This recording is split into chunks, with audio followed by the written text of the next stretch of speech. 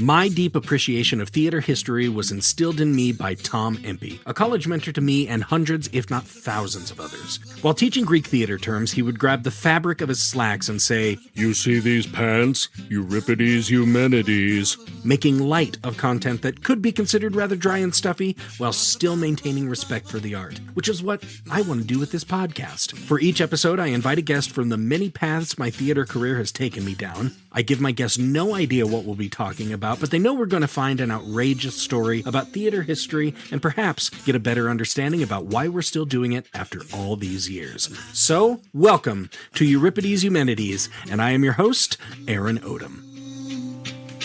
Apocalypse, apocalypse, I said, why you wanna show up now?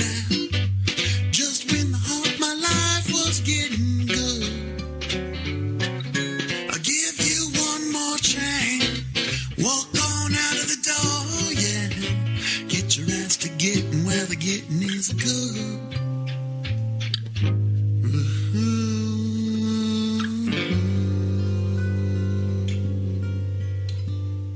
Good morrow, Eumenidites, or goodeen, whichever it may be for you. This is Aaron Odom from Trident Theater, bringing you another episode of Euripides Eumenides, a theater history podcast.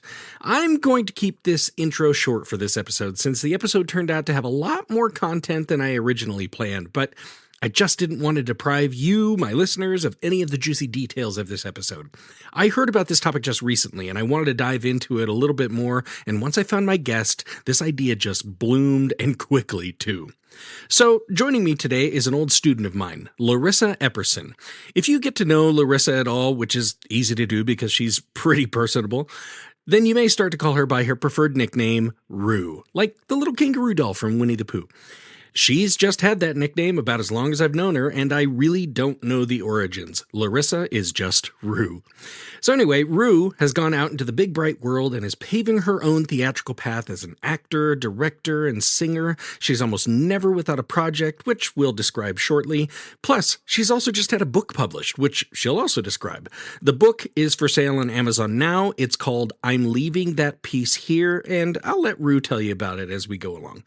But speaking of going along, I'm actually quite proud to bring you this episode, as there is a lot of current cult following behind it, and I hope I can help the buzz reach its end goal. So without much ado, here's episode 7 of season 2, Raggedy Ann, the Musical Adventure.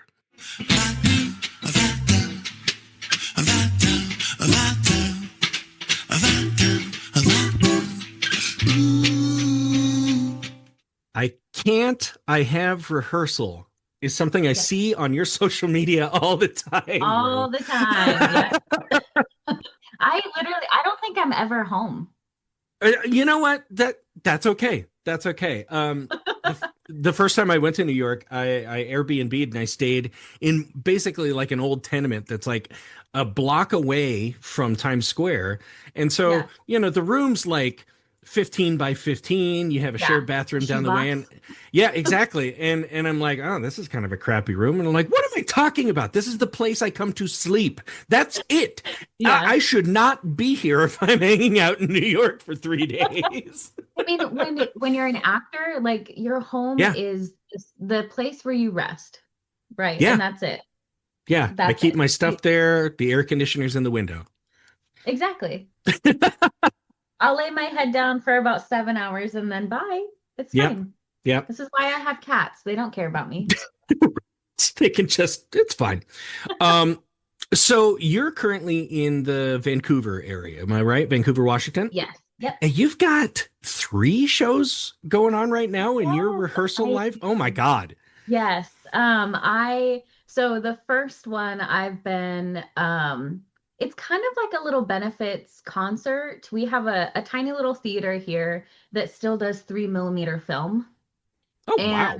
Yeah, so we kind of put on this benefit for them to kind of raise awareness of the theater, but also to get funds in. Like, buy your tickets, come hang out with us for 2 hours. Let's sing some songs that were made for movies. So Footloose was made for Footloose, right? Back in Time was made for Back to the Future. Everything is also awesome from the Lego movie. Like all of these really, really bizarre songs all cram-packed into this kind of movie cabaret night. It's pretty fun. So that's kind of the first one, and that is, I think that's over in September, early September. So I'm Okay. I'm so close to dropping to just two shows. Um, so close. And then I Am Frankenstein. Um Ooh. yeah, I'm not anything I say major, but I am kind of a Greek chorus in this kind of show. I keep saying there aren't any bad parts. Like you can every Exactly. single one you Yes. play, I am very influential, I will say, in there you go. this piece. I play a blackbird. There's nine different blackbirds, but we are basically Mary Shelley's subconscious, and we create the story of Frankenstein, that she is writing during this entire play. Right. And so we'll move these sets, we'll become characters on stage. So we'll step into random costumes that are just hanging there. And then we become these characters that she's writing. Hmm. And then when we're done, we take this costume off and we show our wing, and then we go on about the space. So it's Oh kind of wow. ominous and kind of creepy and cool. Hmm. Um, so I'm doing that one, and that one shows all of October. Hmm. Well, Um, that yeah, of course. of course, right? And then the last one I'm doing is Little Women, and Oh.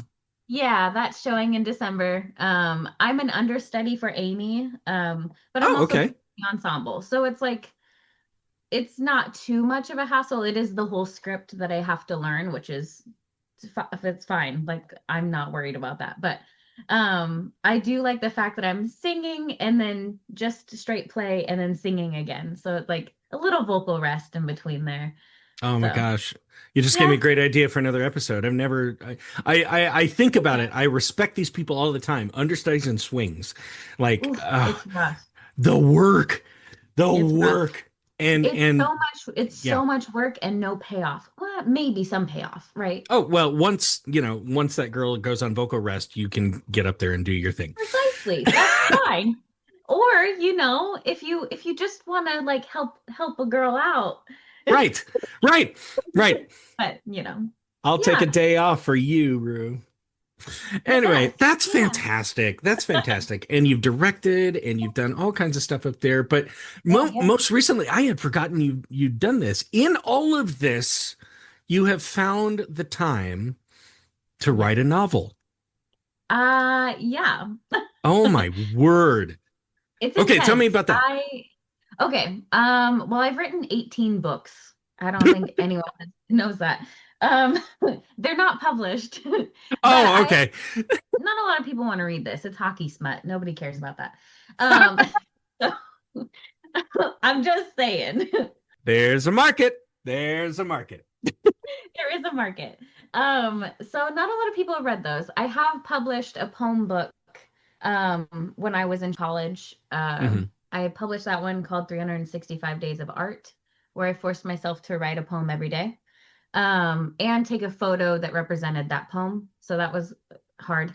And then this whole journey of like me becoming a mom or trying to become a mom happened, Hmm. with my now ex-fiance. And that kind of ended because, well, the relationship ended and we moved in different Yeah.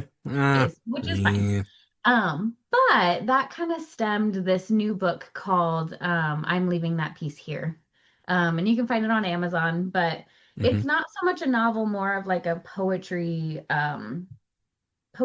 dive into what it means to heal as a person, and kind of going from the spot where you're so present, where everyone is like, oh my God, are you okay? Are you okay? And then kind of just disappearing and plopping yourself in this area that nobody knows you, where you get to disappear into the crowd for as long as you need to.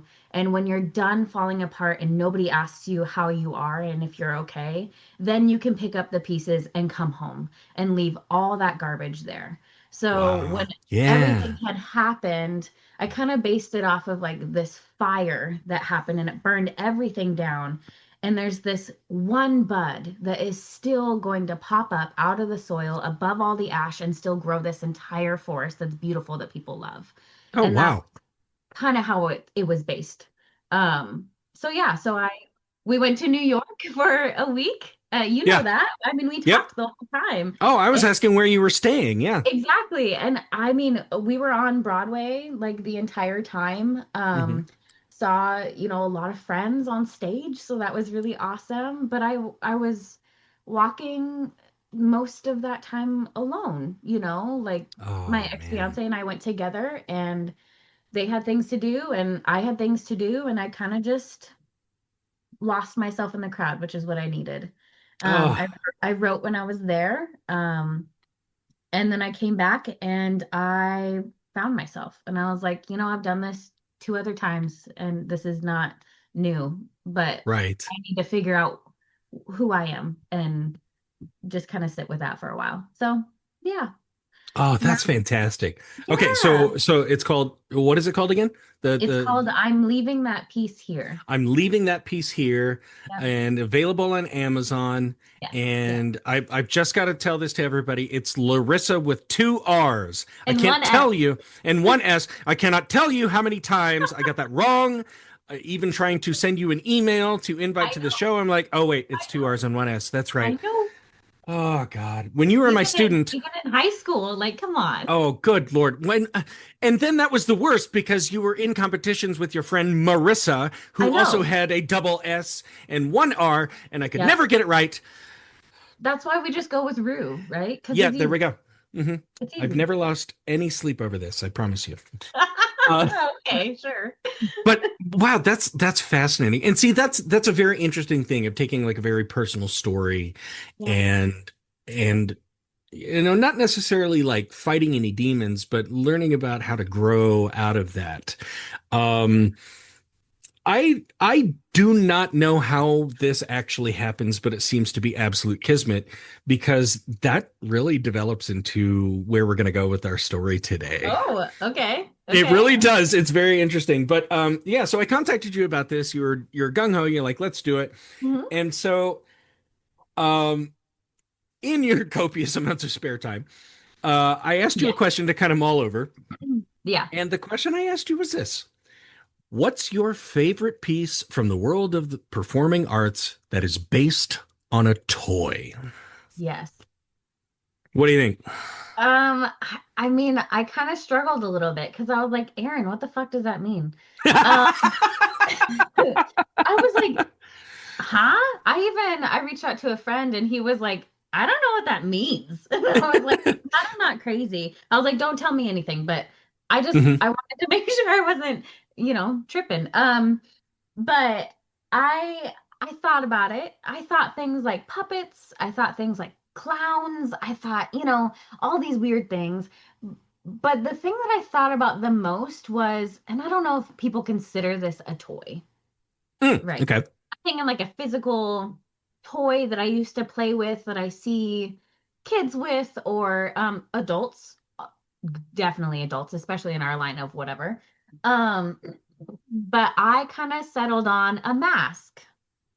I like the Oh. idea of like a mask and how it's either really shitty in the performing arts or so phenomenal that I'm like, Oh my God. Hmm. wow, that's really creepy, but also really cool, depending on how you use them, right? So I said Right. mask, and I don't know if I went down the right way, but um, No, that's a great answer because honestly, I was just thinking about it as you said it. The last time I went to Broadway, I took Andra, the woman who walks beside me, and my boys, yeah. and we fought, not fought, but like discussed pretty hard. Okay, we get the opportunity to see two shows. We're going to Right. go on a Wednesday, and there's a matinee for about everything, and then there's an evening show. And I'm like, that was when Sweeney Todd was playing, and I'm like, I have to go see Sweeney Todd. I have to go see Sweeney Todd. My Yes. younger son, that's his favorite play. We're like, we're gonna go see Sweeney Todd. And so Right. we thought, okay, what else could we see? Well, Andrew really wanted to see Wicked. And then I Oh looked my it up. I'm gosh. like, well, that's touring. It's going to be near us very, very It's soon, and true. it's very similar in from what I understand Yes. to how it is on Broadway. So she settled on Lion King, Oh, oh, and My the heart. m- So good. the mask work, I know. you know. Even the ones that just like, That's what I was just thinking of, like the ones that when they bend over, like it comes down over their and it face, comes and down in front. Like yeah. so Oh cool. man, but yeah, I mean, you think about it, like I've done episodes on this show where we talk about oh what no, we didn't talk about him, but the Lone Ranger. You know, Mm-hmm. kids love Yes. playing the Lone Ranger, putting on the mask. I Oh my mean, gosh. I did the episode on Spider-Man, and kids still put Yeah. that mask on, and that's just play. True. That's just fun. Um, th- See, that's interesting. I mean, it's about activating the imagination, Right. and uh, oh man, the imagination will certainly be activated today, Rue. I Oh promise you gosh. that. Your So, laugh is making me worried. no, no, no, no, no, no. Well, this next question might worry you. How familiar are you with Annabelle from the Conjuring series of Oh movies? my gosh. Let's just not talk about her. I Little creepy, little too spooky. I do need to sleep at night. I am in 3 shows. Yeah. Okay. I hope you don't have one of these on your bed. But did you know that Annabelle in real life is not actually a porcelain doll? No? What is Hmm. she? She's based on something a little more familiar. So let me tell you the history of that toy here, real quick. Please tell me it's not a pillow. No, it's not a pillow. I got plenty of pillows. It's nice and soft and squishy, though. Okay, here we go. Oh no. Now, while the history of this particular toy is considered partially true and something of an urban myth meant to bring hope to otherwise tragic circumstances, ultimately the validity of this toy's origins are difficult to prove. Okay. Artist Johnny Gruelle, that's how it's spelled, Gruell. It's like Cruella, but yeah. Amongst being a political cartoonist and songwriter, Johnny was also an illustrator and author of children's books. Now, Okay. here's where the legend begins. As a child, Johnny's daughter Marcella found an old faceless rag doll in their attic amongst some of the belongings of her grandmother, his mother apparently. Falling in love with it right away. Like I mean, this is in the 19aughts, 1910s. Okay. So she just found a toy. It didn't have a lot of whistles and bells. She's just like, yay, toy.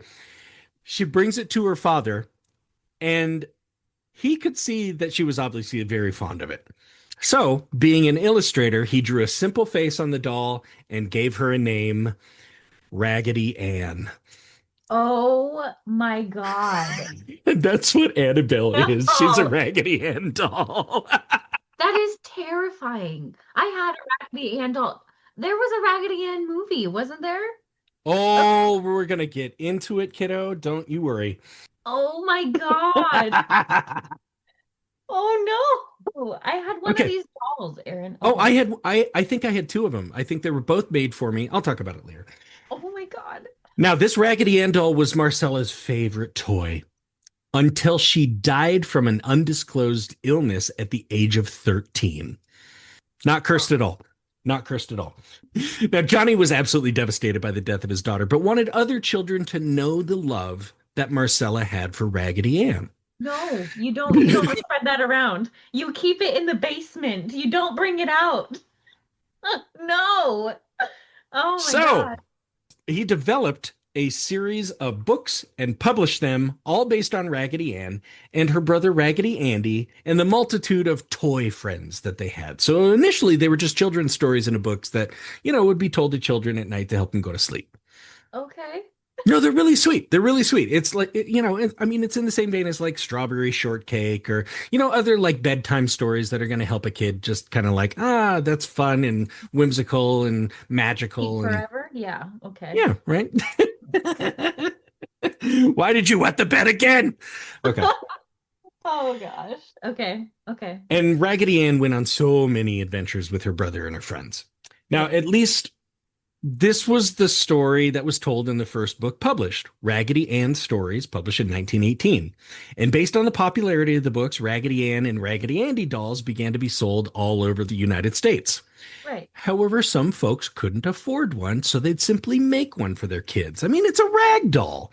You just need some fabric and stuffing and whatever. Like sock monkeys or whatever. Yes, exactly. And my granny, she made one for me. I know. I had a Raggedy Ann. I didn't want the girl one. Of course you didn't. No, 3 years old. I'm like, that's dumb. That's for I girls. want the girl. I want the boy. Yeah, he's rough and tumble, and he doesn't take shit from I anybody. think I wanted the boy one too. Like I even wanted the red Power Ranger. So like okay. Wouldn't that be crazy if this was about Power Rangers, the musical? No, it's not. Oh my gosh. That would be amazing. How What a turn. I can't even imagine how you do that show. Anyway, Anyway.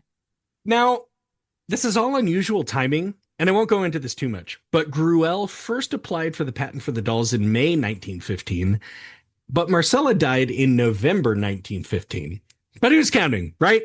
So I tell this to Andra the other night, and she goes, "Well, it sounded like it was already in the works, and it just kind of made it a nicer story to make it sound like it was all in memory of his daughter." And I'm like, "Yeah, okay, fine. It sold some toys, and it gave some people some hope, I guess." I guess. So in any way, I'm just establishing pretty much right now that the dolls were popular for decades after. I mean, those books and the dolls and everything, they sold like crazy. Okay.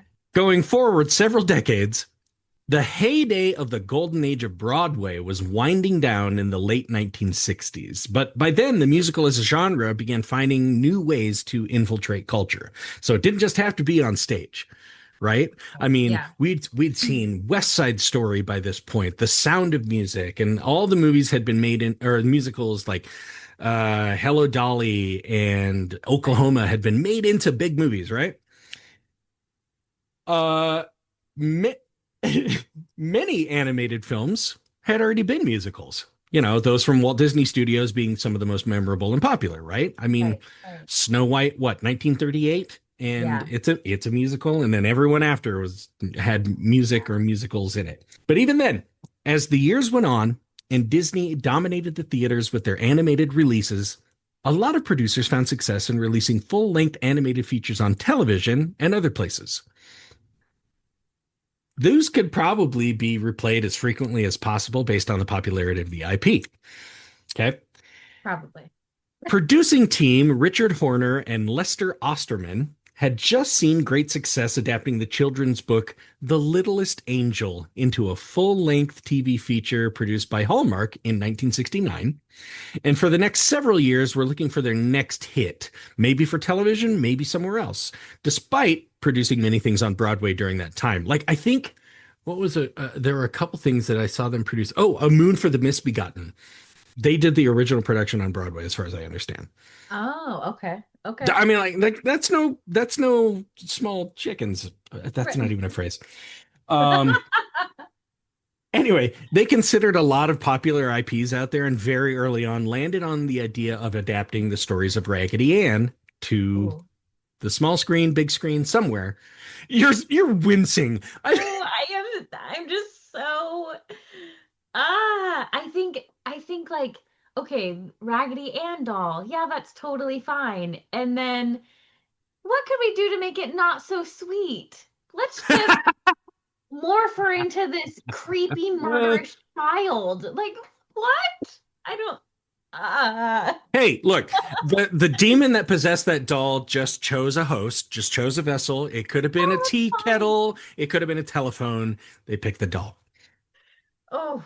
Stay closest to the heart Yeah. for that child. Yeah, for a little one, for a little child. I don't even know the history. Maybe it was something that like a person had as kind of a legacy item. Maybe it was handed down through the years, and this is like, oh, this was Nana's doll or something like that. I don't know. Yeah, this is how Nana died. That's how that is. Didn't she drown when they poured the cement and she just fell in the foundation? I don't know. She tripped and fell. It's okay. She tripped on her doll. That's what that was. She tripped on her doll while carrying a kitchen knife and skewered herself through the head. It was the strangest thing. Well, That's how Self Nana always Bob. said she wanted to go. Now, Horner and Osterman had acquired the rights to the Raggedy Ann stories to adapt kind of how they saw fit, mostly with the idea of making a major theatrical release. They began working on a script written by Osterman's daughter, Patricia Thackeray. But in 1974, Horner and Osterman were at a New York Friars Club roast of Johnny Carson. Oh my gosh. Okay. I know. When I read that, That I'm would have like, been great to attend. yeah, exactly. But it just made me think like, oh, if you were in the biz, that was just a thing you went and did. Oh, Yeah. that's cool. Why don't we have So, those now? Anyway. oh, we do. But like of people that we want to roast. Well, Comedy Central did those for a while. Like they did one on Charlie Sheen. They did one on God, who Yeah. Alec Baldwin. Oh my Lots of God. people who need a good roast. Yes. There. Yeah. Mhm. Okay. But while they were there, they met up with composer Joe Raposo. Now, Raposo had garnered quite the reputation for writing music for all kinds of things, mainly aimed at children, most Yeah. notably writing songs for Sesame Street. Yep. Okay. Oh That, no. oh yeah. That night, the trio began devising a totally new vision, a musical in some form, but the market and method of delivery were uncertain. Big screen, small screen stage, they weren't sure just where this would fit the best. Oh gosh. I love your hesitation. You're like, please just stop telling me things right now. Nope, I this is great. love Sesame Street. Is this gonna be it? No, no, absolutely not. Okay. No. Okay. So Raposo was sent some materials for reference for Raggedy Ann and Andy, and soon came back with 25 full songs. Oh my gosh. Okay. Your eyes almost bulged out of your head right there. That's intense. That is intense. That's not like I've got some ideas here. Here's like Like, four that I put together. 5. Yeah, like just a little dip into whatever, but 25? 25 songs. Apparently, they made quite an impression. I had a hard time writing 25 poems. On day 24, you went, my hair's not right. I'm not even going I to was take like, this oh, picture. this can be a 5-liner. That's fine. Like 2 to end it. 2 words, fuck this. The end. That's my poem. Okay. So, in its earliest stages of development, the project was starting to look like a live action adaptation, with Okay. Goldie Hawn actually signed on to play Raggedy Ann, and What? Dick Van Dyke signed on to play her brother. At least that's what it said in press releases. I know. But could you see that? Like, just imagine that. Raggedy Ann and Andy played by Goldie Hawn and Dick Van Dyke. You're talking about Goldie Hawn at the height of like Laugh-In fame and Dick Van Dyke after people had fallen in love with him in like, his own show and Mary Poppins. And I mean, I don't, that's kind of like a downfall. I'm sorry. I shouldn't have said that. I was like, no. I mean, it would have been interesting to see, but also it's like maybe a little suicide for your career. Well, I mean, they're taking big swings in the 70s. This is What was true. it? I can't remember who I heard. It might have been Jeff Bridges who was in an interview and said, the 70s, man, we were just making whatever we could in the 70s. It was great. That's true. And you Yeah. take what you get, right? Like, Yeah. sure, yeah, let me put it on my resume. Why not? Well, and I remember I've researched this several times. You go back and you look at the 70s and you're like, what big musicals came out? And you're like, oh, Evita. Evita was one. Yeah. Just the one. Yeah. Just the one. Yeah. Now, the project finally found some legs as an animated feature film with animator Abe Levitow originally slated to direct. He had done like some Mr. Magoo specials and a couple other things, so he was known, but he died early on in the production process. Yeah, did he have a doll? Because that makes sense. They gave him a just doll to take home.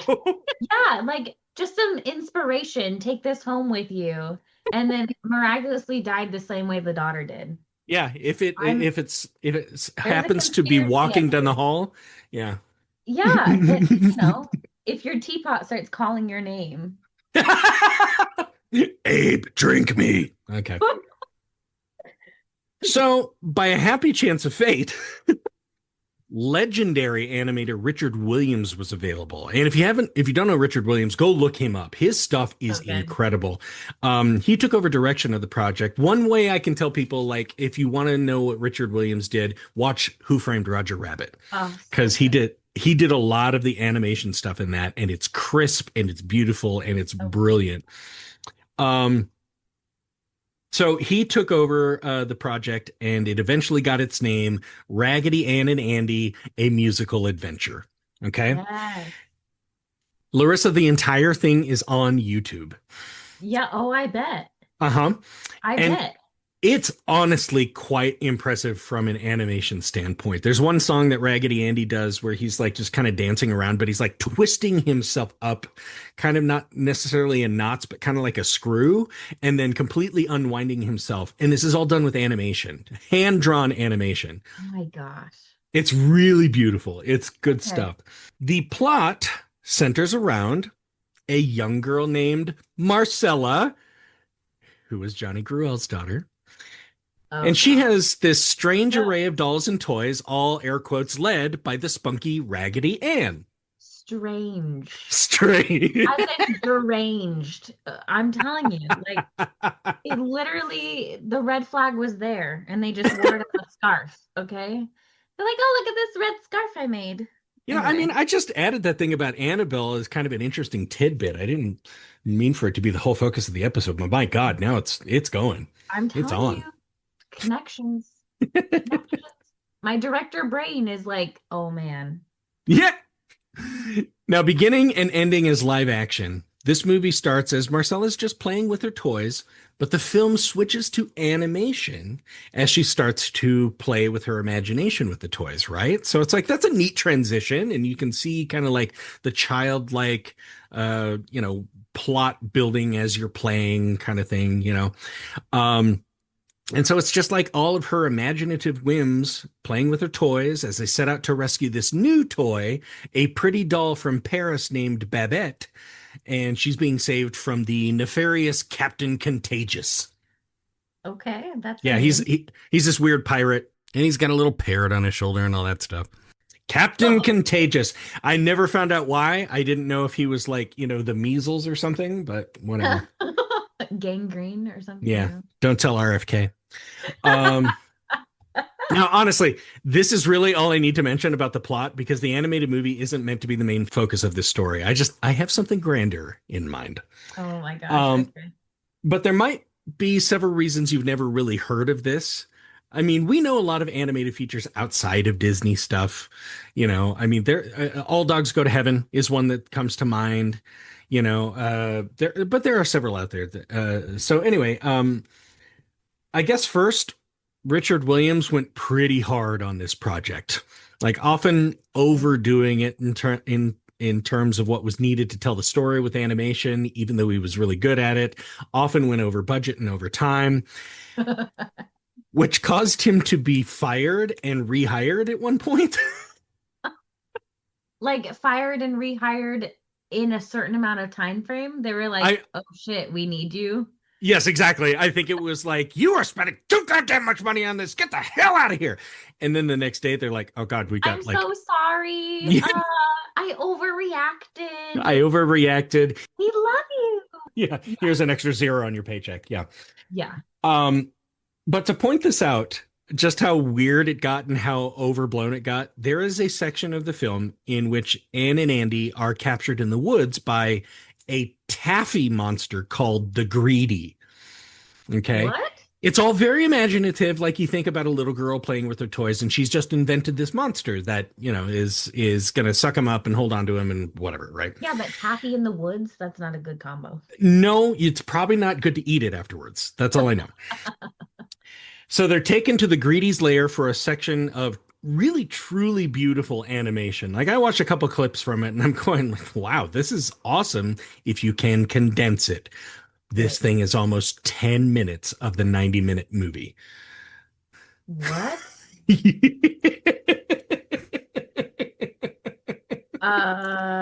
Uh-huh. Okay. Yeah. Yeah. Where's the editing staff there? Just Yeah, exactly. cut that. That this doesn't this doesn't paint Richard Williams in a very good light, I mean, it's honestly, it's kind of difficult to edit animation because Fair. you can't just shoot it. But I'm sure somebody was like, Rich, maybe we should kind of cut this down. And he's like, no, damn it, this is my vision.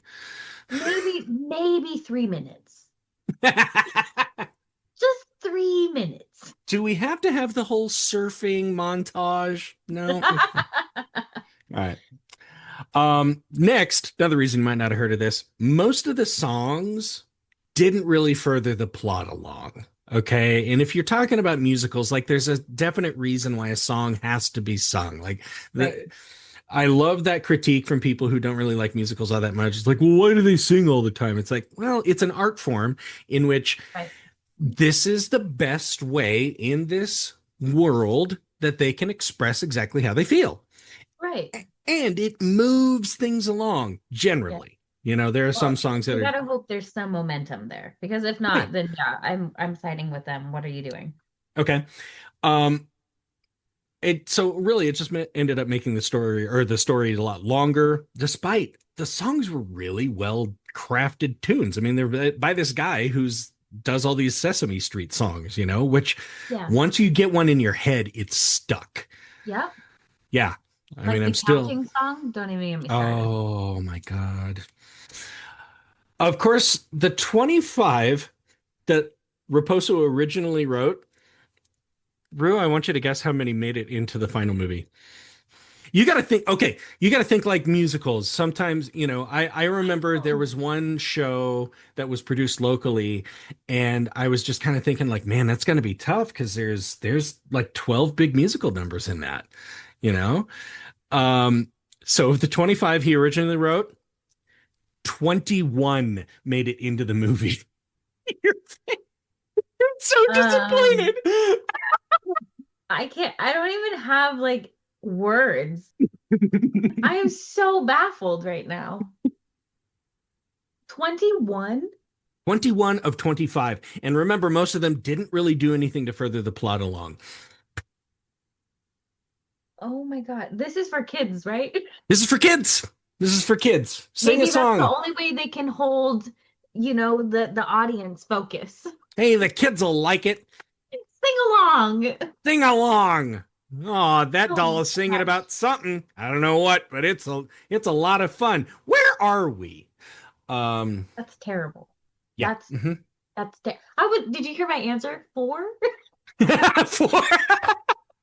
Well, okay. One of the I'm videos so I off. watched, one of the videos I watched in response to this was saying that, like, let's compare it to Beauty and the Beast, the Disney animated movie. Yeah, Okay. yeah. 6 major musical numbers.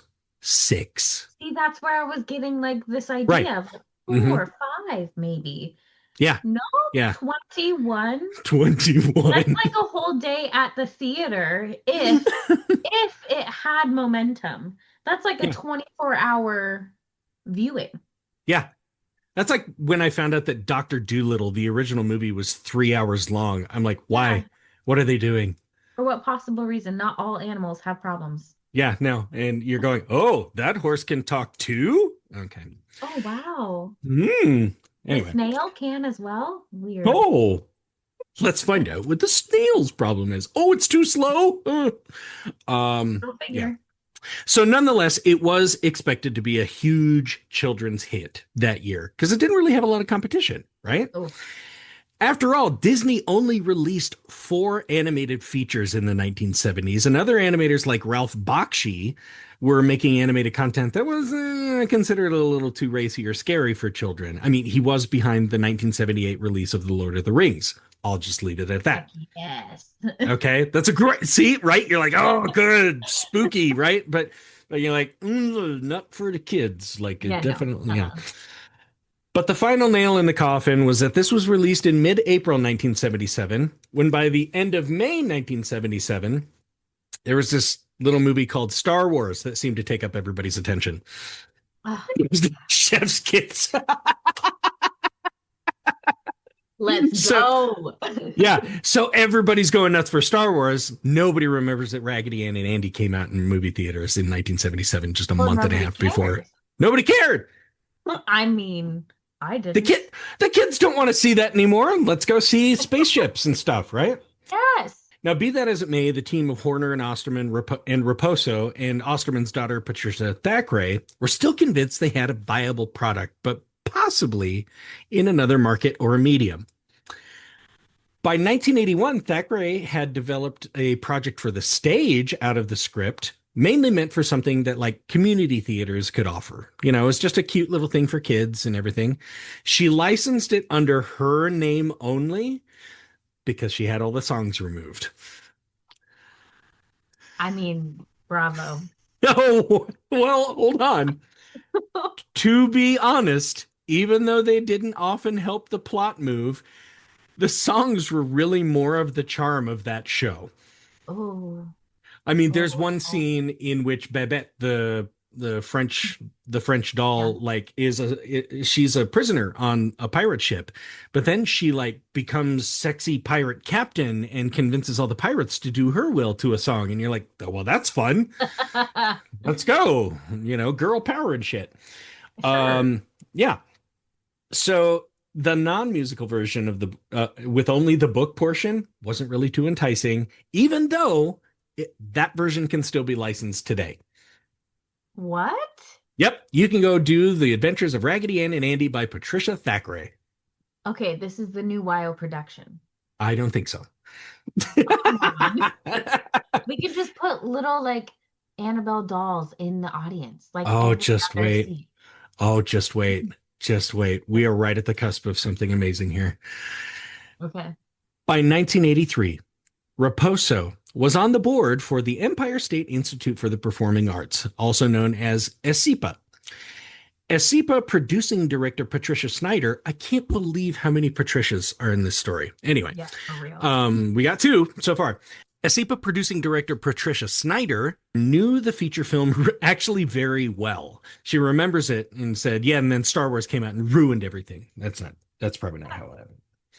But she pressured Raposo, she pressured him to develop the Raggedy Ann movie for the stage. And I mean, this was when Cats was just becoming really big on Broadway. And a lot of producers are thinking, hey, whatever weird idea we have, it worked for Cats. So I'm serious. That's what they were doing. I So mean, let's, only if Andrew Lloyd Webber is there for you, yeah, but right. Yeah. oh, whatever. It's just about cats. Yes, it's just about cats. That's Uh-huh. really it. Yeah. Um, Go back and listen to that episode, gang. I do a whole thing on is Cats a good show or not. We ultimately decide no. Uh, just very evenly shaking your head no. Just Okay. no. Just Yeah. don't do it. So anyway, Raposo is encouraged to do this. And he Uh-huh. sets to work right away with writer Tim Mason to work through some of the kinks of the old one and try to adapt to the stage as best he can. From what can be gleaned out of this production, the plot centered around the dolls running away from home, planning to join the circus. Okay, we're not creepy enough anyway right now. Let's go join a circus, right? Sure. I mean, a completely huge deviation from the original story. What? And on the way there, they do a lot of the same things, but I don't think there's a Babette. I don't think they're trying to save her from a pirate. It's very strange. Um, I'll tell you how the production went by how it was received. Yeah. When ESIPA launched this production in 1983, it was often shown for free to school kids on field trips.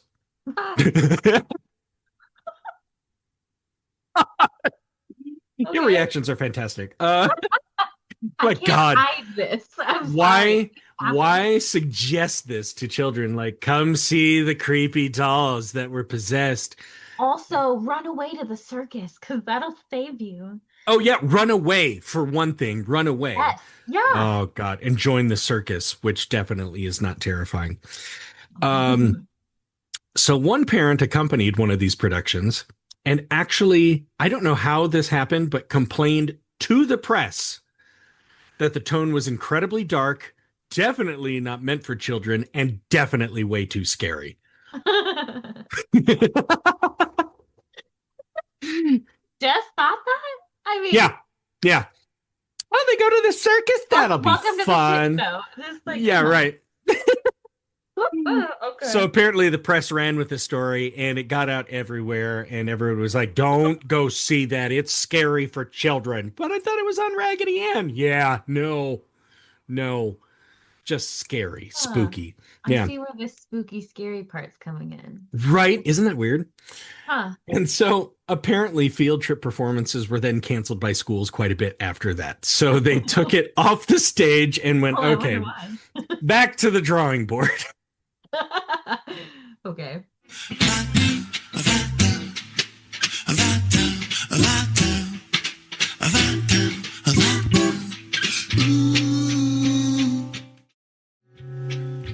See, I couldn't have left anything out. This story is just too good and has way too many interesting facets to it. But hold on to your butts. This story is about to get a lot bigger. But while we're stopped, I'd like for you to check out Rue's book, I'm Leaving That Piece Here. It's available on Amazon, and it's only $10 right now. I'm sure you'll find it enlightening. So that's I'm Leaving This Piece Here on Amazon right now, written by Larrisa Epperson. That's spelled LarrisaEpperson. And speaking of Rue, let's get back to her in the rest of the episode, Raggedy Ann, the Musical Adventure.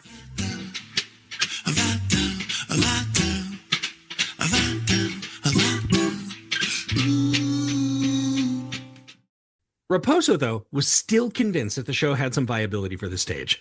So after searching and searching, Raposo and Asipa were able to attach well-known and critically acclaimed playwright William Gibson to write the book for a retooling of the musical. And Gibson, as you may remember, is probably most well known for writing the play The Miracle Worker, all about Helen Keller. Yeah. Okay. You weren't in. Yeah. Okay. I was not in, but I was helping backstage. That's right. That's right. Yeah. Gibson tried to sink his teeth into the project, often threatening to leave and having to be coerced back because he didn't really feel that the company could provide him with the critical response he felt he required to make the play better. Required? Okay. Well, I mean, it's like there's a part of me that sees that. He's like, I know I have some clout as a playwright. I've been doing this for decades, but I do need somebody to tell me where it's not working. Yeah. So I can write it. That's fair. Right. I mean, I have friends who use AI in that way. Like they'll have a script idea and they'll write it down and they'll tell AI, like, please be as brutally honest as possible. And, you know, it's up to them to look at what AI churns out and says, well, your sentence structure is here is weird. This plot point needs to be earlier on, stuff like that, you know? And it's up to the writer to be like, okay, that's a good idea. Or this is total bullshit. You're AI. You don't know anything. Right. You're a robot. Thank you for being personable. Yeah. Right. So anyway, he just kind of felt that the company was way too much in awe of him to be like of any use critically. Okay. Anyway, so Gibson is kind of wavering on the project. Can't really find like by himself, he can't find much of a reason to like jump into the project and really dive into it. Yeah. Patricia Snyder, who I mentioned before, is like the creative, or, you know, she's like one of the directors at ASIPA. She held on to the stage rights after the poor reception at ASIPA for Raggedy Ann. So she's the only person who can actually put this on stage at this point. And so she's like, okay, no, we really need you to. She relentlessly pursued Gibson, almost needing him to stay attached to the project. One tactic finally worked. According to his memoirs, Gibson says that when Snyder told him about the fabled origins of the Raggedy Ann doll and how it was made because a guy's daughter loved it and then she died and he wanted to spread that love throughout the world, he was hooked. A quote directly from Gibson about this that he put in his memoir: "Death is a subject that will always bring me to life as a writer." Okay. I mean, it is kind of a talking point, but It is. Mm-hmm. Mm-hmm. As an inspirational piece, I love death. There it is. I have found my muse. Okay. Has he killed anyone? First of all. Not that we know of. Yeah, Not that we know of. I don't know where he was during the McCarthy hearings, but Okay, well, maybe we should hire a PI or something to dig up some dirt. Uh-huh. Yeah. But Hmm. Yep. So that's what I did it. That's what kept him attached to the project. death That death specifically. story of the Hmm. Yeah. Now, with Gibson on board and making the story take on a decidedly darker tone, Raposo set to retooling the music and lyrics, eventually writing almost completely new songs, keeping only two from the original animated movie. okay. Okay, take out the rest of the 21. We're keeping only two. And And they were they're good ones. probably in the beginning to make it seem nice and lighthearted. Oh, well, look, honestly, I was just about to say this. I will say that I think Raposo's new version did a really phenomenal job in doing a lot of the heavy lifting and keeping that story from sinking into utter despair. Now, I'm going to Okay. talk about the plot here in a minute, but like, the best way I can describe the songs is that they feel kind of like a mixture of ragtime and classic Broadway tunes that really leave behind a very memorable song listing. But Okay. I'll get more into that later. But I mean, like you have favorite musicals. You have a Yeah. playlist, I'm sure, with all the songs that are like in your range and you can sing and everything, right? Like Yeah.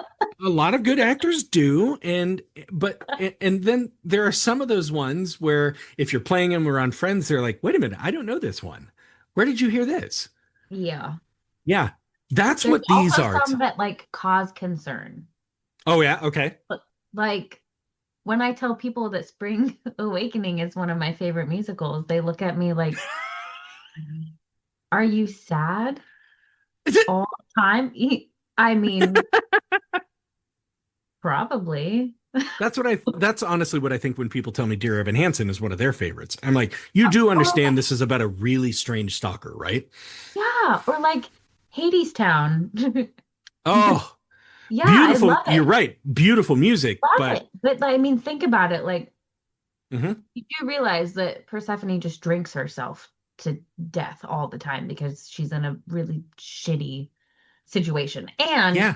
the Yeah. story never changes. Like, they literally try to get your hopes up, and then at the end, they're like, oh, by the way. Nah. I Spoiler mean, alert. all of my stuff is like bad. So, yeah, I mean, I get it. So maybe I can't Mhm. judge too much on death is inspiring because I'm Yeah. over Well, okay. Here, like I'm gonna test the waters here a little bit. We haven't really seen each other for many years, but this is one reason I can't stand Phantom of the Opera. It's a nope. story. It's a story about a stalker. I hate Phantom of the Opera. And Thank you. Okay. I'm that sorry. this is the reason why I'm like, wait, that's coming to Portland? Good. I'm good. No, thank you. Yeah.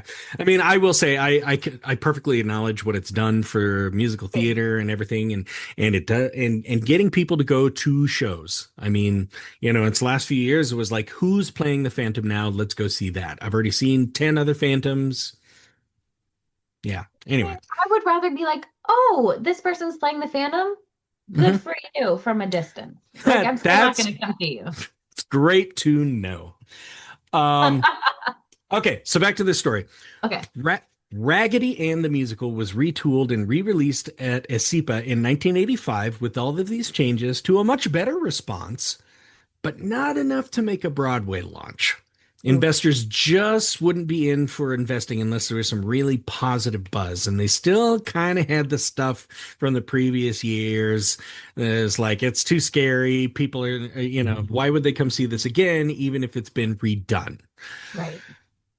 Somehow, Raposo and team was able to get the play in Russia in early 1986. Okay. Uh-huh. Okay. What? It's retitled as Ragdolly, the Raggedy Ann musical, and it played in Moscow with the original cast who had to learn some crash course Russian as some familiar Russian phrases were mixed in with the English dialogue so their audience could understand what the hell was going on. What? Okay. So solely based on that, how do you think it did? Not well. No?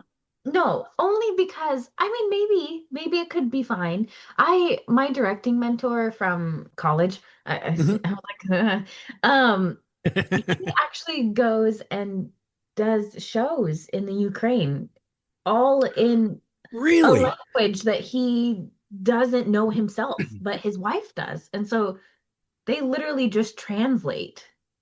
Oh, wow. Like all he can do is watch them during rehearsal.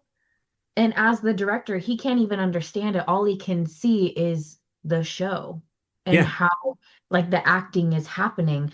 But his wife is the person that talks back and forth. So that's kind of the only Huh. thing I can think of is where I'm like, the language barrier alone, if there is Mhm. English and Russian in it, that's intense. Like that can go Yeah. one or, one of two ways. Yeah. Yeah. And I'm already like cringy about the topic. Also, my instinct is it probably sucked. Just didn't do well. Okay. Well, here we go. In general, Russians identified with this version really strongly because this version of the plot, again considerably darker, was actually very similar to Russian fairy tales. The play was a huge hit. In fact, there's a whole 30-minute documentary that I'll link in the show notes as well, that was made about specifically this production, all centering on the idea of how theater, like you were just saying, can bridge the gap between cultures and countries. Weird. And that's something. Weird. Oh, they loved it. They have some morbid fairy tales. They do. But that's Yeah. just it. That's what they were raised on. And not to knock it, it's just like that's part of their culture, right? Yeah, yeah. So after all, I mean, you got to think like this was a time when the Cold War was basically just fresh over. Like we had just kind of said, okay, I guess we're done with this. But the US and Russia, this is the age of perestroika. We're trying to shake hands and trying to say, let's see what we can share with each other. I mean, this Yeah. is like Coca-Cola and Levi's jeans, right? It's Yeah. all Well, they mix. yeah. They mix well. Yeah. So they loved it. They loved seeing what we did. So, based on this positive response from Moscow, Yeah. this convinced investors that a Broadway run was entirely appropriate, which they finally launched in fall 1986. Mm, You're screwing up your face like you don't. I'm guessing you don't have high hopes. no, no, I don't. I don't. Immediate response. I Okay. I don't know. Yeah. I mean, maybe the weird, like dark aspect kind of heightened it better this round instead Okay. of whatever the music crap was before. Right. All right. Now, before I tell you the plot, I have to say personally, I actually believe this show has some legs. I really, really do. Just due to how Okay. imaginative it is. And with the current stage mechanisms we have today, this could be truly impressive. Okay. It could be really fun. Plus, I mean, everything nostalgia is selling right now. I mean, That's look, true. Andra, the woman who walks beside me, has a brother, and we're about the same age. And we haven't really nerded out about this yet, but apparently we were both huge Masters of the Universe fans when we were children. Oh my Like, gosh. my mother just moved and left me all my stuff that was still in the house, and like I remember she was like, "Can I finally get rid of the Masters of the Universe stuff?" I'm like, "No," No. and it's sitting like right over here in my corner. I'm so um and Rick is the same way. Apparently, I don't know that he has any of his stuff, but I'm sure we could sit down and be like, "Are you ready to go see the movie next year?" Me too. All right. Okay. Here's the plot of the Broadway show, Okay. which is now a more recognizable title: Raggedy Ann: The Musical Adventure. It's all her. Well, it's Oh. it's based on her. Oh, oh, Larissa, I'm so excited to see your reactions to this. The play starts in the bedroom of Marcella, a little girl who has experienced lots of loss. Okay. The mother has left the family very early on for what her dad calls, quote, a rat in a Rolls Royce. Oh, Mm-hmm. okay. This allowed dad to develop into a serious alcoholic. Okay, single parent, he's drinking all the time, mom's gone. We've got some bitter feelings here. Solid show plot so far. All right. Next, Marcella's dog named Red Fang has killed her pet canary named Yellow Yum Yum Bird.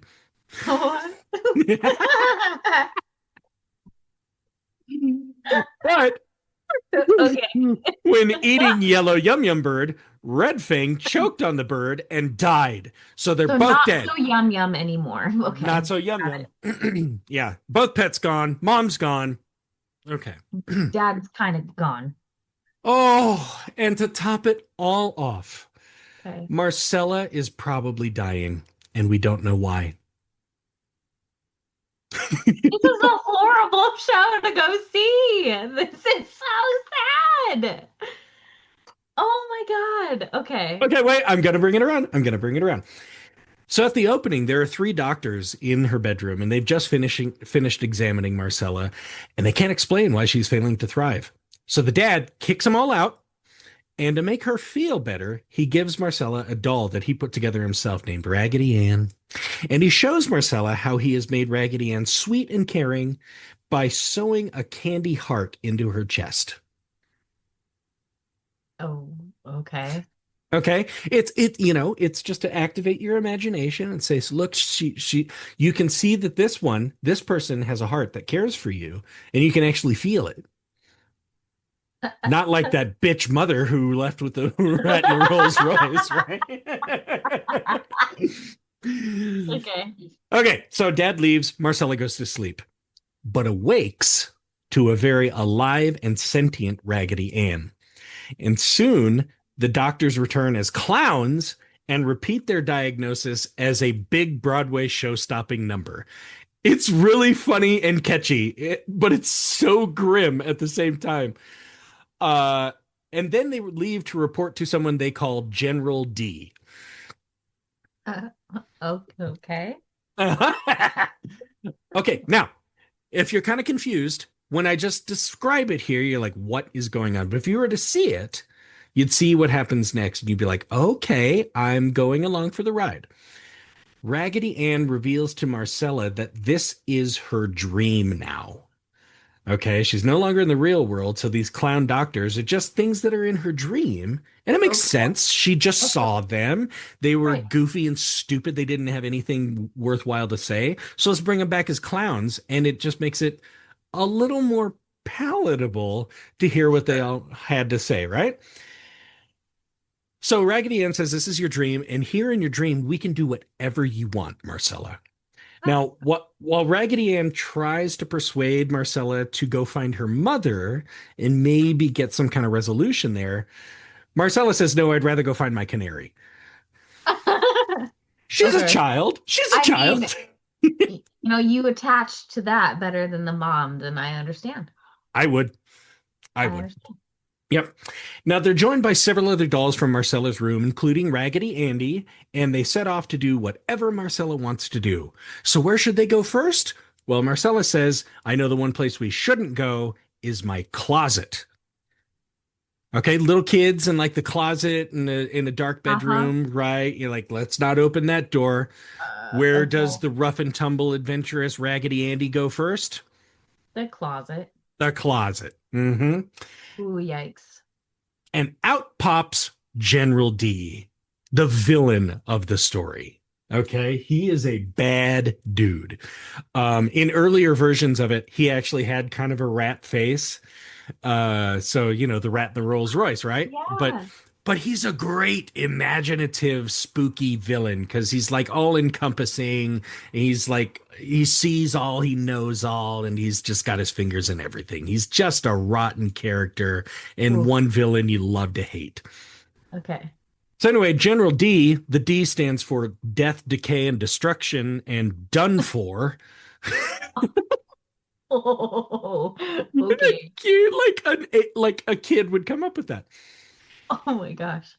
He is joined by two henchmen, a wolf who is portrayed something like mobster muscle, right? He's the bad guy and the gangsters have, or the tough guy.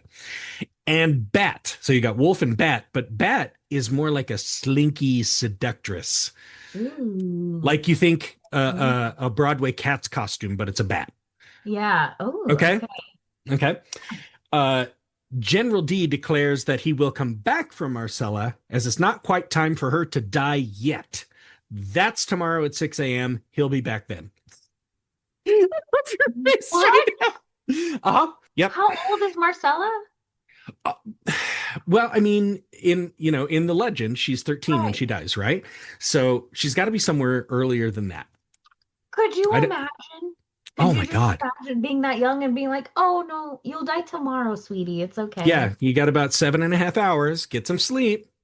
After this announcement, it's not like I'm piecing this together from what can be discovered of the plot when it went to Broadway.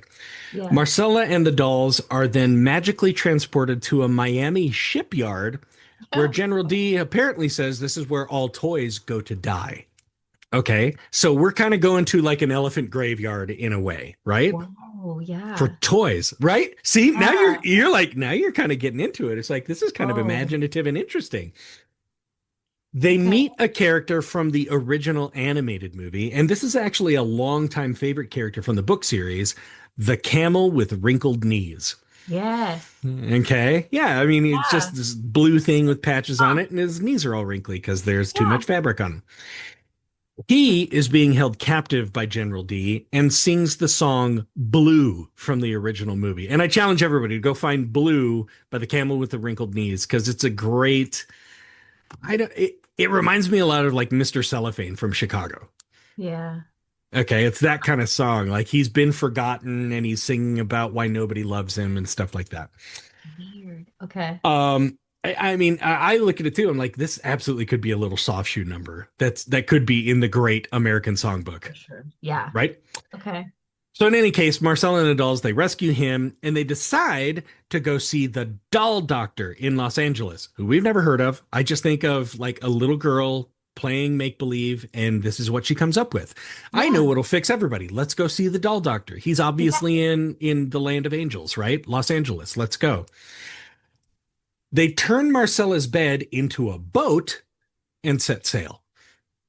It's her dream. Like 1 minute your car is, in the garage and then it's a racehorse or a dragon. I don't know. Right? Or a dragon. Yeah. That's Or, normal. yeah. So I haven't mentioned, this might have been one of the problematic aspects of the show, but General D early on indicates that he's kind of into Marcella. Like he doesn't just want her as a prisoner. Like he kind of has other intentions for this child. Gross. Ew. Yeah. Icky. Yeah, Okay. but I keep coming back to it. It's like it's a dream. The bad guy is always like, hey, But even if it is a dream, where did she pick up on this in her real life? ooh. Daddy's got a friend that comes over and plays cards, and he always wants me to sit on his lap, right? I'm just saying, like, kids don't make that shit up. Mm-mm, mm-mm.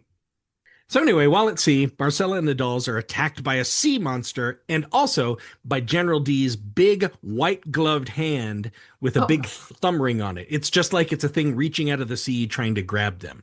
Again, dream. I can see that, right? Sure. But Raggedy Andy starts flapping the blankets on the bed like wings, and it takes to the sky and they fly away to safety. What? Okay.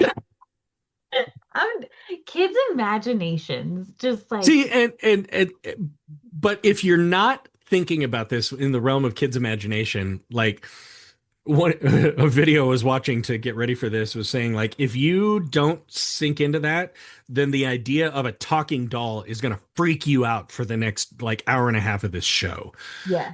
And you're stuck on that. I'm like, I still don't understand how you can talk to me. But then I'm also in the mindset of like actual Broadway show, right? Like Yeah. you're in a boat and then what? Just a harness or whatever. It's like strapped onto this contraption that'll just fly you up. Yeah. Like, huh? Well, I'm thinking of like how much do we have automation and cranes and Yeah, stuff like that you can see those people get themselves like you don't see them hold on to a safety handle on the boat and the thing right. just lifts up and goes. Well, anyway, where it lifts up and goes is actually to heaven? Question mark. And they moor their boat there. W- What? Yeah, okay. Oh, Now, okay. Marcella is told, I think probably by Raggedy Ann, that this is a place where wishes come true. So she first wishes to see her canary, Yellow Yum Yum Bird, Yeah. who shows up as part of like a choir of angels, and Oh. she recites this utterly ghastly poem about the dog who ate her being in hell. Yes. You go, Yes, girl. take control. You didn't deserve that. That dog deserves to chase its own tail for eternity. Uh-huh. Funny. So then Marcella then wishes, after this wish is granted, okay, fine, I'll get real about these. She then wishes for her family to get back together, which they do for a moment because dad shows up just as a figment of imagination and punches out the rat in the Rolls Royce who shows up with mom, right? We're like, yeah, go, Okay. dad, you finally did it. So everybody celebrates. That is until the mother decides again that Marcella and her father are holding her back from whatever, and she leaves them again, like it was meant to happen. I just, it's so sad to think about like kids that have Yeah, probably dealt with this before, yeah, like, oh, I really want my family together, and then maybe they see it for a little bit and it's just not good. yeah, But ooh, to make it so real yeah. in the show is that's intense to That's deal with. intense. That's intense. But this is one of the reasons why I think this show could be really, really great because it's Yeah. helping kids like kind of face the reality of some of the stuff they're dealing with and Yeah. learning Yeah. how to try to move past it as best they can. Yeah, well, and also deal with the fact that, of course, we all dream about weird, creepy clowns because that's normal. They just show up every And the night. dog ate my homework. No, no, no. The dog ate my bird. That's The what it dog is. ate my bird. That's why I'm depressed and couldn't Yeah. do my And that's why homework. I'm late. Mhm. I'm sorry.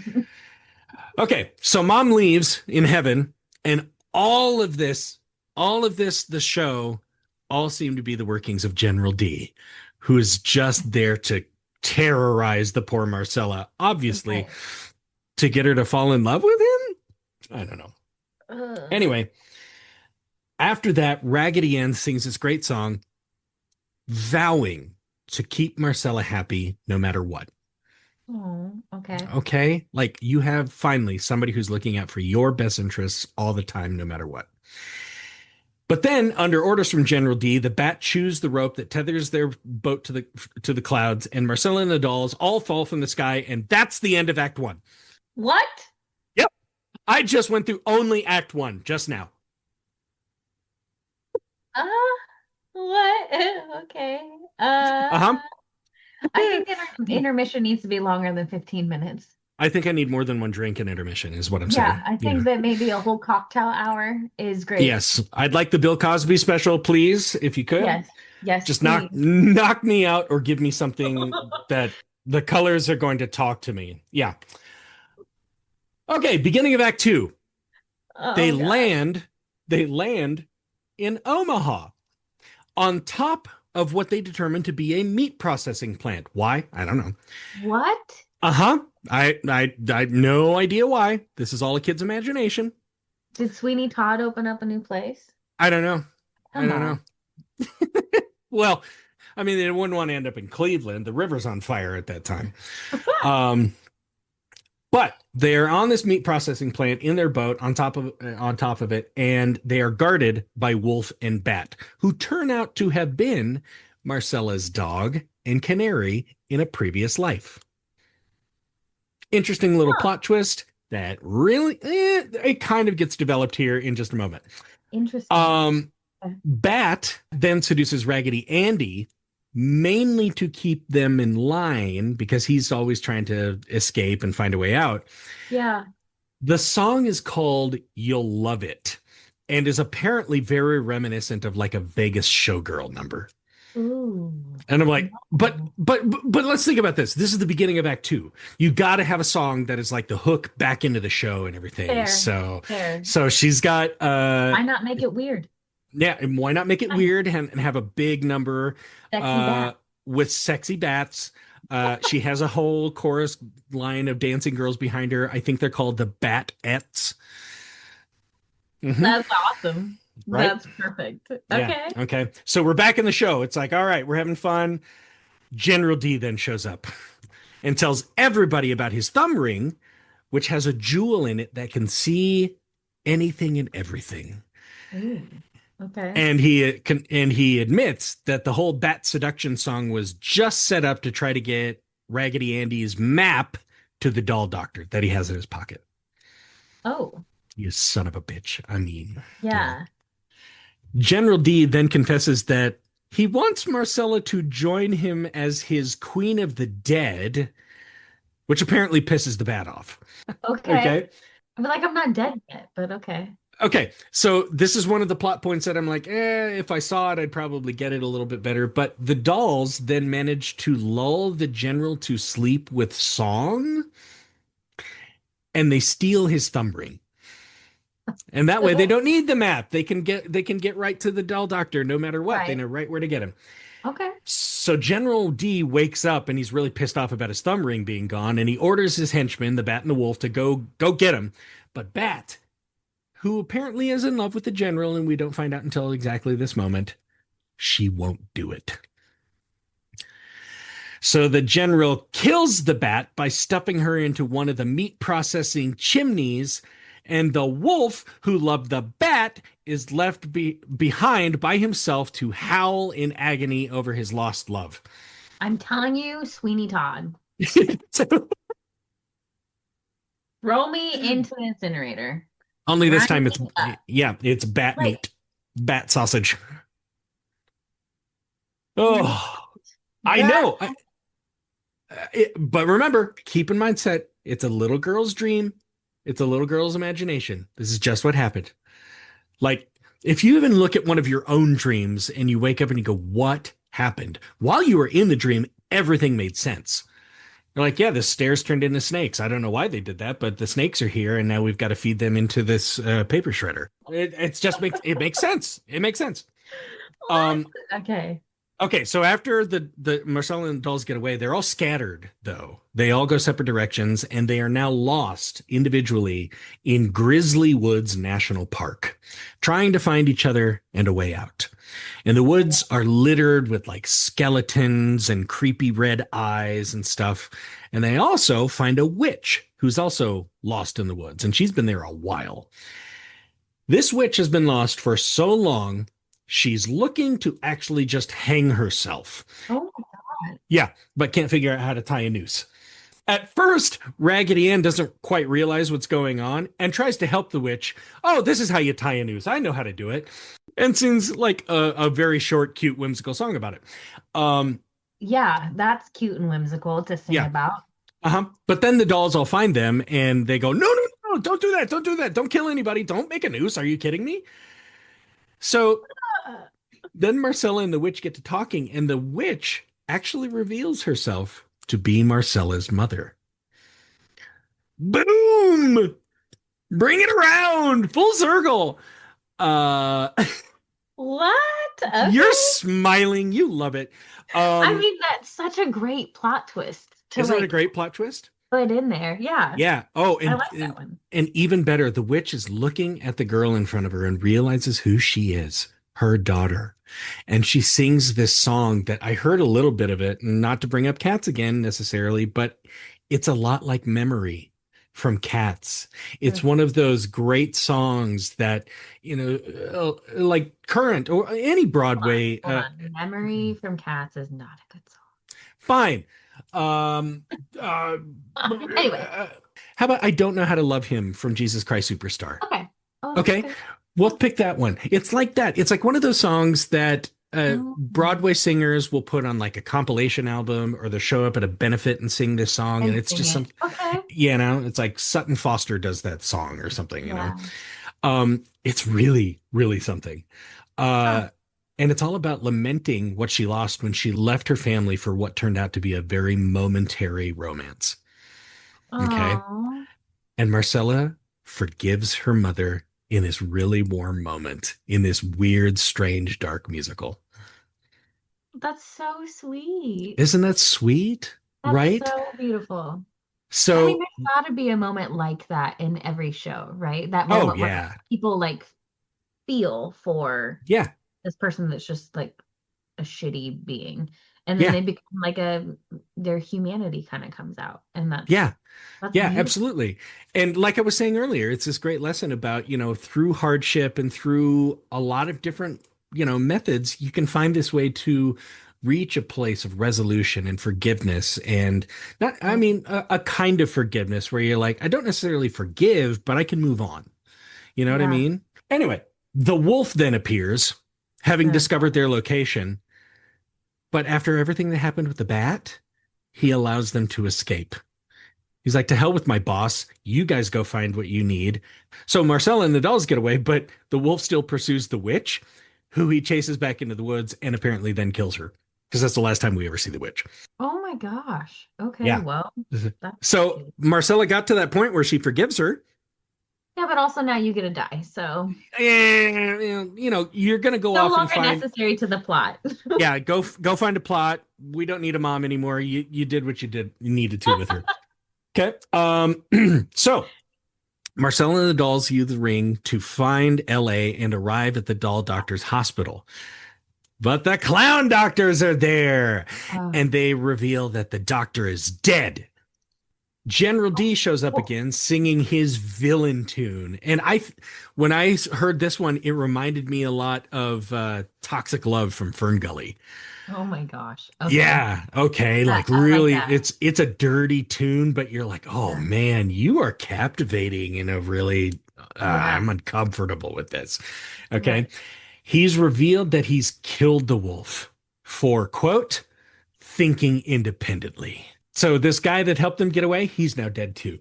I mean, Dorothy, you're now down a Tin Man and a Scarecrow. Yeah, also fuck Toto. Bye. Yeah, Just kidding. right? Just get rid of that goddamn thing. Um, The dog. okay. And now this is another one there. I'm like, huh? If I would have seen it live, I probably would have understood it. This is apparently when Marcella and the dolls use the power of love to subdue the general and then tie him up. I don't know Ew. how. I don't know why. I don't know what goes on. It's just they resolve it. It's a little girl's dream. They're like, we love you. And he's like, oh, feelings. And they're able to, whatever. What Yeah, I is don't know. that?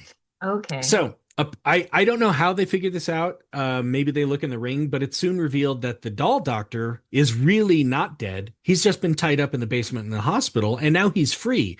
And it turns out he's Marcella's dad. Okay, it's the same guy. Okay, it's just that's how the dad showed up in her dream. He's the doll doctor. He's the Mm, guy with the cure, right? yeah. Yeah. Okay. He explains that all along, Raggedy Ann has had the cure for Marcella's ailment. Can you guess what it is? The candy heart. Yep, which is going to fix Marcella's broken heart, which has been her problem the whole time. Oh my gosh. I know, right? Like Oh my gosh. goosebumps. It's so yeah. Okay. Um Raggedy Ann then gives Marcella her heart. I don't know, just reaches in and here you go. Uh which Marcella eats because it's candy. And Raggedy Ann dies in sacrifice to save the girl, keeping her promise to make her happy no matter what. That's so sad. And wonderfully sweet. And you're like, I had a friend who loved me to make the ultimate sacrifice. Yeah, Sorry, excuse me. real. Yeah. So Marcella gets back into her bed then and falls asleep and wakes the next morning with no more ailments. The cure must have worked. You said must have. Must have. I'm sorry, the cancer has spread. Her father then comes in and explains that no, kiddo, it must have all been a dream. But Marcella proves him wrong by showing him that her doll's candy heart is missing outside of the dream world. The father then promises to put a new candy heart in Raggedy Ann, and that's the end of the play. What the heck? So we don't know. Is she going to die? I don't know. Is she going to live? I don't know. But the dad is helping her continue to hope. And she's got this hope and level of forgiveness now. She can deal with a level of grief that she couldn't before. Oh. What? Uh-huh. This is like the craziest roller coaster story ever. Isn't that wild? It's so wild, but like I can see it. I can see it. I mean, look, Larissa, we've done Shrek, we've done Little Mermaid, Aladdin is still on Broadway. Frozen really only couldn't continue because it was just so damn expensive and huge. But Yeah. people went and like were just in awe, you know? Um, and I often have to remind people like Spider-Man did not flop. It stayed on Broadway for 3 years and it just became too expensive to continue to do. Yeah. But I look at this and I go, you know, it's really weird. It's really kooky, but I think it's got something to grab an audience. It kind of has that like that goofy. Have you ever seen Finding Neverland? Oh, yeah, yeah, yeah, yeah, yeah. Yeah. It kind of like when those characters come out, even the pirate ship, even like all of the Captain Hook, and like the Mhm. crocodile starts dancing around on stage, and you're like, what the fuck am I Yeah. watching? It's almost like that. Yep. Where I'm Mhm. like, huh?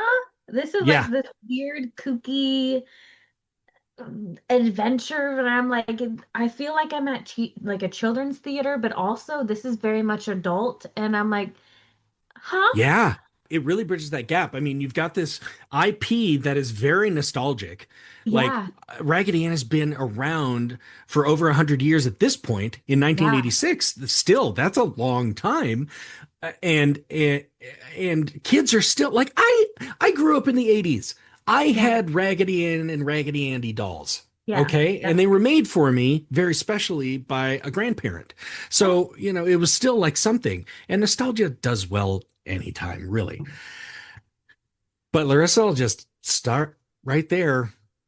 How do you think it did on Broadway? I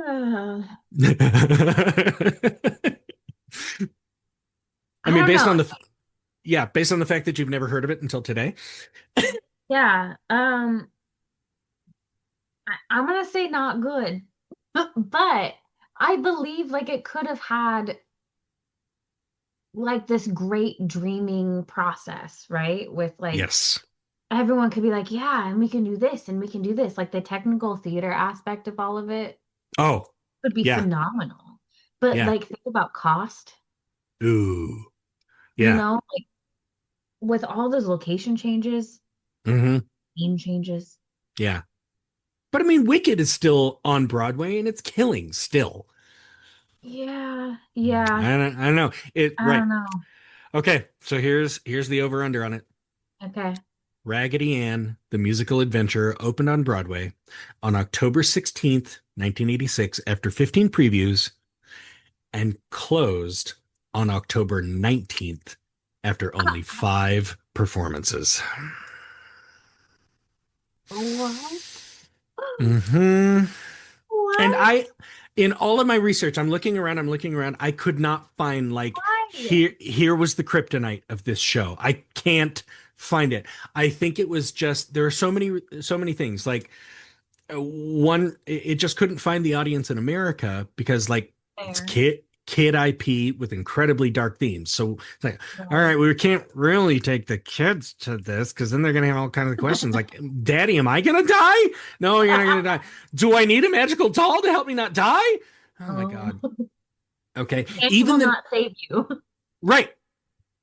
And even the name of the director couldn't save it. Here's another Patricia. Patricia Birch directed and choreographed. Oh. Patricia Birch did You're a Good Man, Charlie Brown, and A Little Night Music, and Grease on What? Broadway. Directed all of these.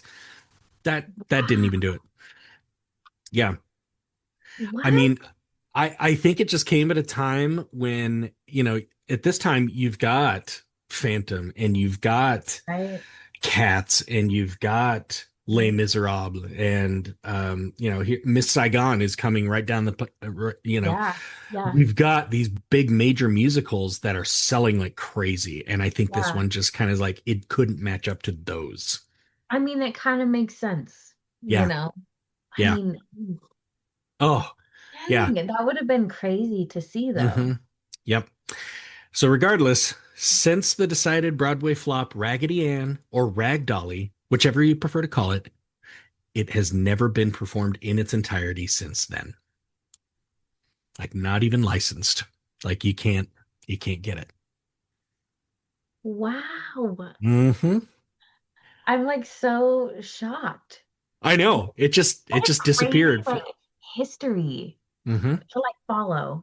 Uh-huh. And then it just like disappears. Yep. However, there's a little ray of sunshine here. In 2021, a small group of volunteer theater artists came together to see if they could preserve the memory of this musical. They have since formed Rare Theatricals based on the acronym RARE, meaning Raggedy Ann Revival Effort. Here's a quote from the website on the goals of Rare. Quote, our goal is to restore and revise the book and lyrics of William Gibson and Joe Raposo's Raggedy Ann musical, to perform our own regional production, and to make the revised material available for community, regional, and school theaters to produce long into the future. We also aim to archive as much of the original material as possible and educate theater fans on the captivating backstory of this forgotten flop. Huh. Since beginning Rare, the group has managed to unearth a full recording of the 1984 original production.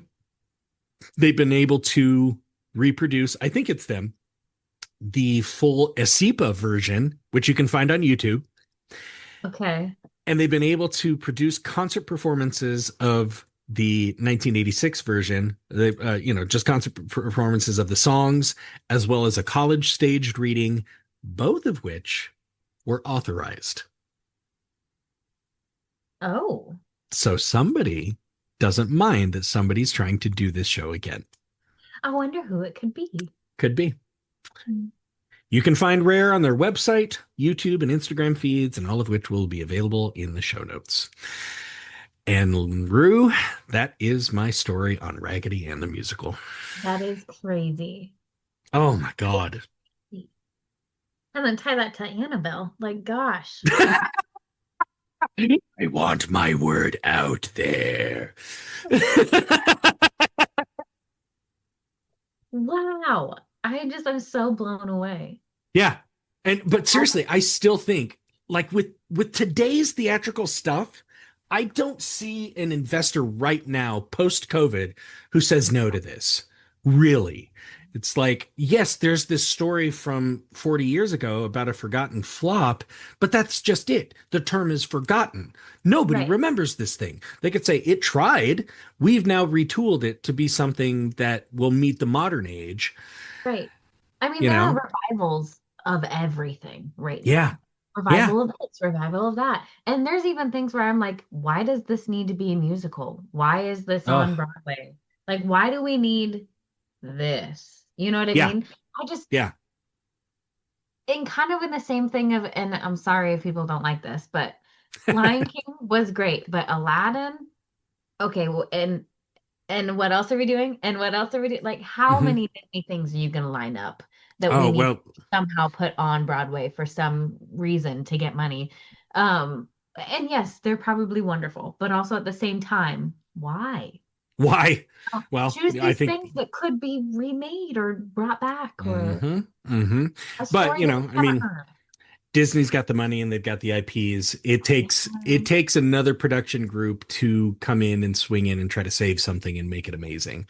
Like a Rocket Group, I'm looking at you. This would be amazing. You reach out to Rare, and if there's anybody from Rare who is listening to this and they would like to come on the show and talk about their efforts, I would welcome you wholeheartedly. That'd be so fun. Yeah. So what do you think, Rue? Uh, Raggedy Ann, the musical. I mean, I'll audition. I mean, Let's honestly, do it. some of the stuff that I saw, like in 1986, the camel, it was very similar to a lot of the stuff that I see in Lion King. You know, it Yeah, was yeah, one actor on kind of stilts on both his hands and legs, yep, and he's got this neck that is actually kind of like a puppet device that he can exactly. move the mouth and make the eyes blink. Oof. So, like as a little kid, you're watching that and you're like, "Ooh, that's oh, okay." Now I like the camel. Yeah. Yeah. I mean, there's a lot of things you could do with this. And think of Hmm. all the elements that you have with all the shows right now, Oh you yeah. know, that I'm like, there are things you could do so well, as long as you had the budget for it. But I Hmm. mean, network, right? Figure out who you have in your pocket and use them. Right. But Well, hell, aren't we trying to cancel J.K. Rowling for everything? Let's get that Harry Potter shit off the let's do it. stage and let's put Raggedy Ann right in there. I'm down. I mean, why not? I'm telling you, let's audition and it will be fine. You could be the wolf. You could be the I wolf. like that. I like that. I got that. You know, most people don't see me as the villain. I'm like, no, I play the villain roles. Oh, but That's it's so well. You can do it so mm, well. Yeah. I do. I did play a good wolf in Into the Woods a few years ago. It That's was really exactly fun. what I was thinking about. That That's was really exactly what fun. I was thinking about. Yeah. So I was like, yeah, why not? Oh man, what a show. What a show. That's But great. seriously, I encourage everybody to go out and consume as much of this as you can because it's actually a really, really, actually, in my opinion, good musical, despite the very weird plot. But if you just from the very beginning go, this is a little girl's dream, everything makes sense. Yeah. Mostly. Especially if you've grown up with like around kids or you have kids, like Hmm. that makes sense. Or Hmm. really just in our theater world, like we what play pretend. We really, really pretend. Yeah. And to us, that just seems like a normal everyday whatever. But Yeah. some people are like, why are they singing? Why are they people don't just bust out into song? Well, Hmm. I mean, step into my office. I bust out into song all the time.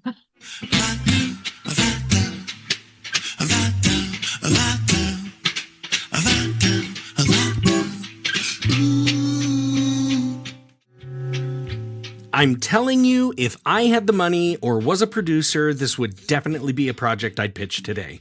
Nostalgia always works, and with the number of shows that have tapped into childlike imagination to help people learn how to cope with the realities of the world, I truly believe that Raggedy Ann could have a significant future in the professional theater markets.